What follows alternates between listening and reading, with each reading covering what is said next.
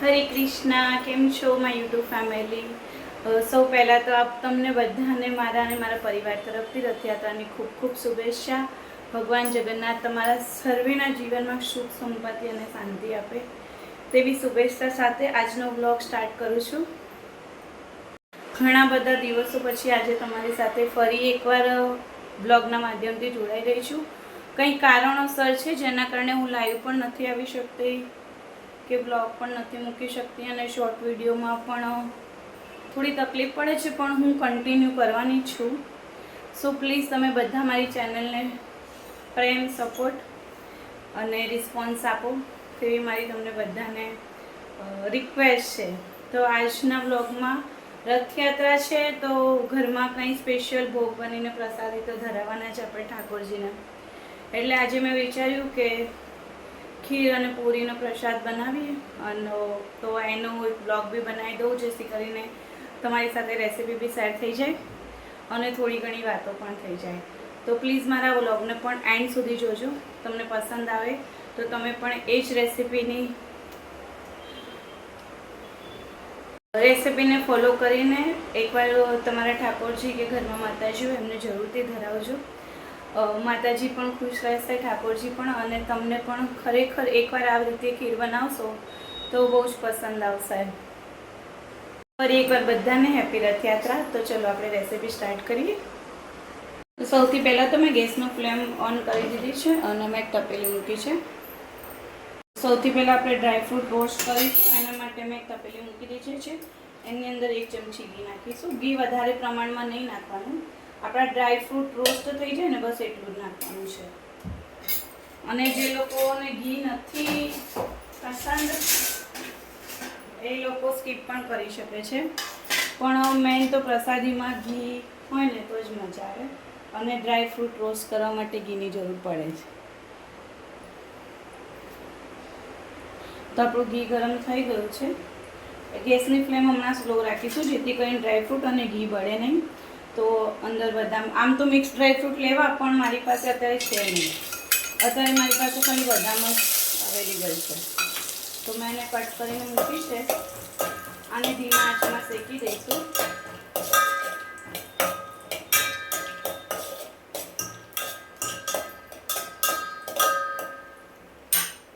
અને આપણે થવા દઈએ. ત્યાં સુધી મેં ચોખા થોડા પલાળીને મૂક્યા હતા, એને સારી રીતે વોશ કરી લઈશું. રાઈસ મેં ધોઈને જ પલાળેલા છે, તો પણ આપણે એક બે વાર સાફ પાણીથી એને વોશ કરી લઈશું.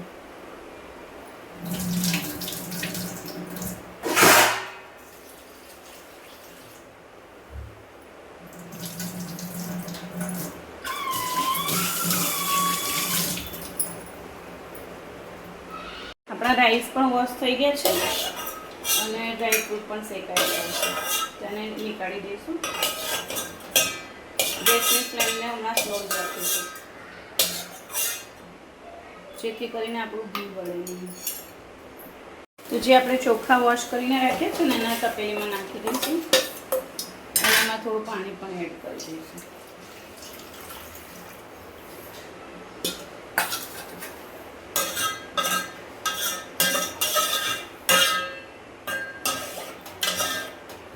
હવે આને ઢાંકીને સારી રીતે થવા દઈશું જ્યાં સુધી આપણા ચોખા ચડી ના જાય ને ત્યાં સુધી. તો 10 મિનિટ થઈ ગઈ છે. આપણા રાઈસ થઈ ગયા છે ઓલમોસ્ટ. ચોખા જે આપણે મૂક્યા હવે એની અંદર આપણે થોડું દૂધ એડ કરી દઈશું. દૂધ નહીં ચાલે, બીજું નાખવું પડશે.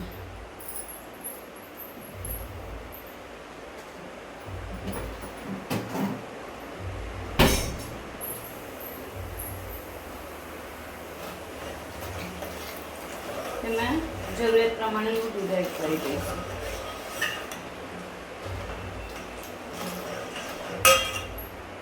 દૂધ એડ કરીને મેં આની અંદર થોડી ઇલાયચી પણ નાખી દીધી છે, ઇલાયચીનો પાવડર. આ ડ્રાયફ્રૂટ પણ એડ કરી દઈશું.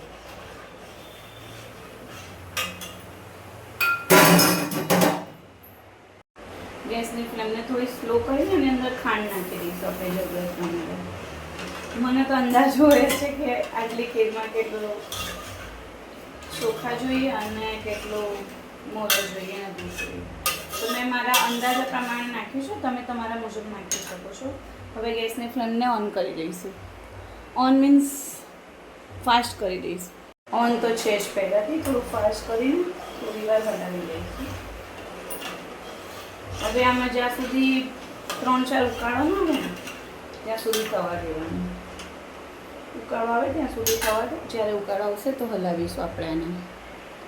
તો જો આપણી ખીરમાં 2-3 વાર ઉભરો આવી ગયો છે અને એકવાર સારી રીતે હલાવી દઈશું. બહુ સરસ સ્મેલ આવે છે. એમ તો પ્રસાદ ધરાવવાનો છે એટલે સ્મેલ પણ ના લેવાય, તો જસ્ટ તમારી સાથે શેર કરી રહી છું. આમાં તમે છે ને થોડું કેસર પણ એડ કરી શકો છો. જેની પાસે હોય એ નાખે, જેની પાસે ના હોય સ્કીપ કરી દે. તો મેં થોડું કેસર એડ કરી દીધું છે. પ્રસાદી છે ને એટલે હું કેસર નાખું છું. નોર્મલી ઘરમાં ખાવા માટે બનાવીએ તો નથી નાખતી. તો એને હવે એકવાર સારી રીતે હલાવીશું, જેથી કરીને આપણી ખીરમાં કેસર પણ સારી રીતે એડ થઈ જાય અને કલર પણ સારો આવી જાય. આ પ્રમાણે થીક રાખવાની છે. થીક મીન્સ બહુ થીક પણ નહીં અને બહુ પતલી પણ નહીં.